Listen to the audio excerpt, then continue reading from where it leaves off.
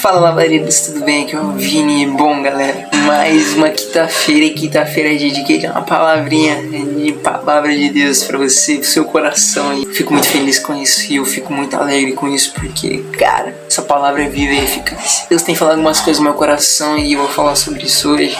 Vai ser um tema fluido, não vai ser bem certinho, então, só vambora. Fica comigo pro vídeo pra você entender um pouco mais. Não se esquece de compartilhar, de se inscrever, de curtir e de comentar. Tá bom? Vamos embora. Bom, galera, aqui vamos falar sobre Isaías 63, versículos 7 ao 10. Pois hei de proclamar a bondade de Yahvé. Falarei dos seus portentosos feitos e darei louvores por tudo que o Senhor fez por nós. Sim, de quanto de bem que Ele nos proporcionou e a nação de Israel, de acordo com o seu amor misericordioso e a grandeza da sua compaixão e bondade. Ora, sem dúvida, eles são meu povo amado, declara ele. São os filhos que não serão desleais, não me trairão. E assim ele se tornou o salvador deles. Em todas as aflições e crises que aconteceram em meio ao seu povo, ele também se afligiu.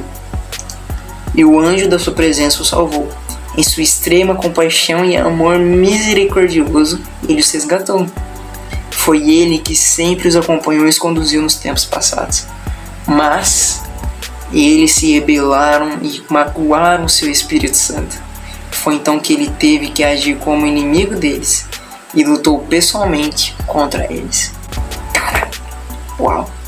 Inimigo de Deus. Como que a gente se torna inimigo de Deus? Como isso é possível? Deus, ele se torna nosso inimigo? Sim, cara. É possível. É possível isso acontecer. É possível Deus nos resistir por conta de nossas ações.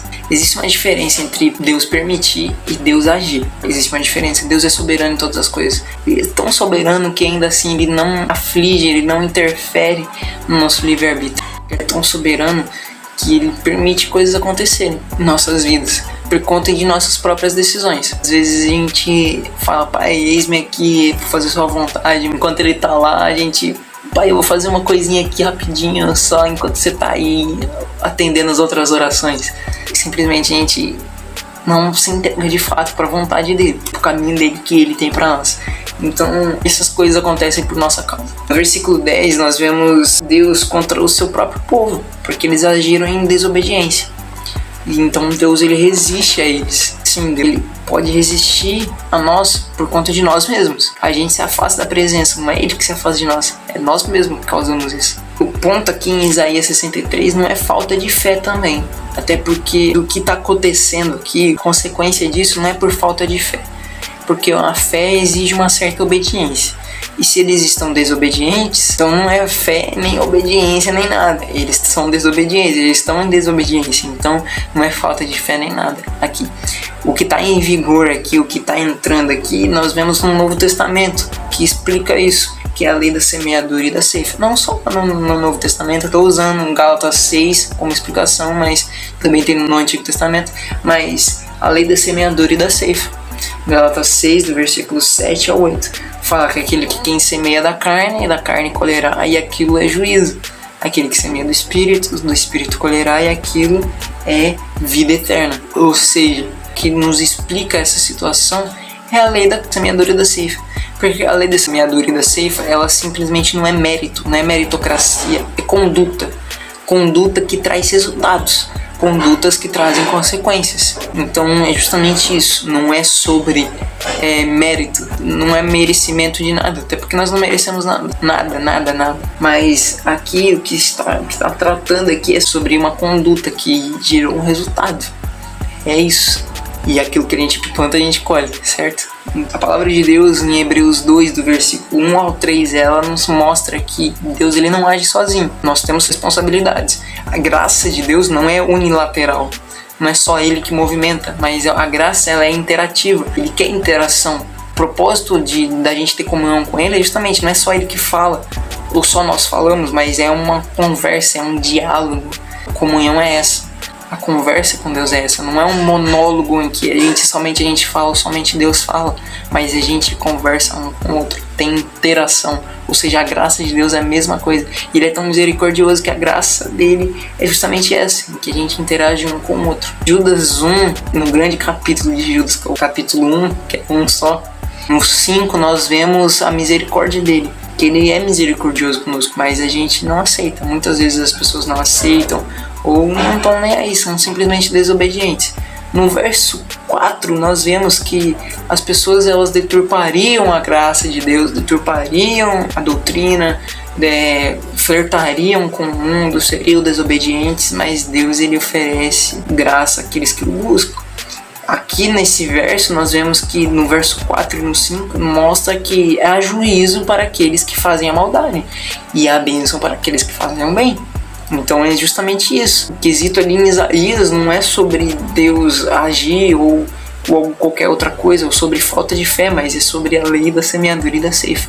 Nós vemos em Deuteronômio, aquele famoso capítulo em que ele nos traz a bênção e inúmeras maldições.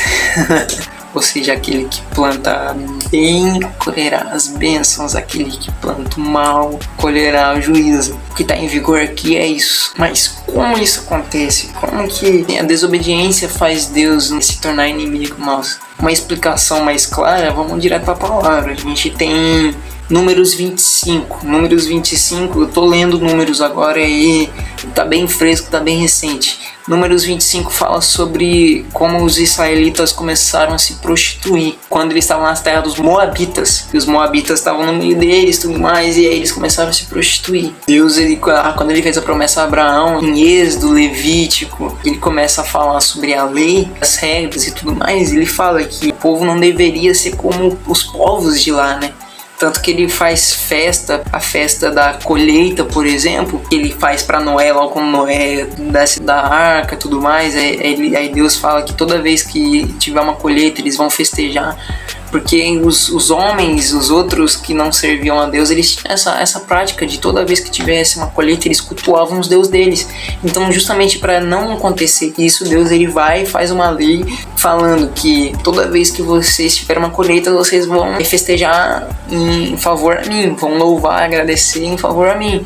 Então, assim, Números 25, a gente vê que eles não seguiram isso. Não tô falando da festa e tudo mais, eu só trouxe um contexto, mas eles não seguiram o sentido em que não eram para eles se misturarem, não fazerem as mesmas coisas que o povo da época, que o povo que ali residia fazia. Aí eles começam a se prostituir. E no capítulo 31 a gente vê o porquê disso. A gente vê Balaque que chama o conselho de Balaão para justamente amaldiçoar o povo de Israel. Porque o povo de Israel é próspero, né? Deus, filho de Deus vivo, é um pai que protege, nos provê. Por que ele não vai nos abençoar? Então ele pede para Balaão amaldiçoar eles. E cada vez mais que ele amaldiçoava o povo de Israel, mais Deus abençoava. Mas aí, eles vendo que isso não funcionava, Balaão teve a brilhante ideia: vamos transformar o aliado deles em inimigo deles. O que eles começaram a fazer? Começaram a se prostituir, a prostituir o espiritual com o natural, tanto o natural como o espiritual. Ou seja, eles começaram a fazer práticas naturais ali no meio deles e começaram a cultuar os outros deuses. Eles começaram a prostituir naturalmente e espiritualmente. Cara, isso fez com que Deus os resistisse. Deus se tornou inimigo deles por conta das suas próprias ações. Esse é o ponto. E cara, isso é interessante, que mesmo que Deus ele se afaste, mesmo que temporariamente, é para tentar nos recuperar. Nós vemos no Salmos 32, do versículo 3 ao 7, Deus ele mostrando que mesmo que temporariamente ele se afaste, é para tentar nos recuperar. O profeta Ageu, um livro que quase ninguém lê, mas tem lá, tá na palavra, tem que ser lido. 2 do versículo 17, nós vemos o seguinte: vede, eu mesmo destruí todo o trabalho de vossas mãos, mediante um mofo, a ferrugem e um granizo. Contudo, mesmo assim, ninguém de vós se arrependeu e voltou para mim, admoesta Yahvé. Cara, mesmo que temporariamente ele se afaste, ele tá aqui para tentar nos ajudar. E nós vemos em Isaías 63 mesmo, no versículo 11 ao 15, a gente vê que o povo se arrepende. E o povo se arrependendo traz de volta a presença de Deus para favor deles e tudo mais. E é o que Deus quer, Ele quer estar sempre do nosso lado. Nós sempre nos ajudando, sendo nosso aliado, sendo nosso amigo, sendo nosso pai. Mas se a gente não estiver alerta e não ser obediente e entender que nossas ações têm consequências e temos que ter responsabilidades, pode acontecer isso com a gente. E ninguém quer que isso aconteça. Isso é um tema interessante que Deus trata no meu coração, até porque a gente tá vivendo um tempo agora que, cara, tá tudo caminhando para um avivamento, né, cara, aqui no Brasil. Inclusive tá tendo um reavivamento e avivamento, porque tá acontecendo os dois lá em Esbjerg, nos Estados Unidos. E, cara, isso é sensacional, isso é maravilhoso.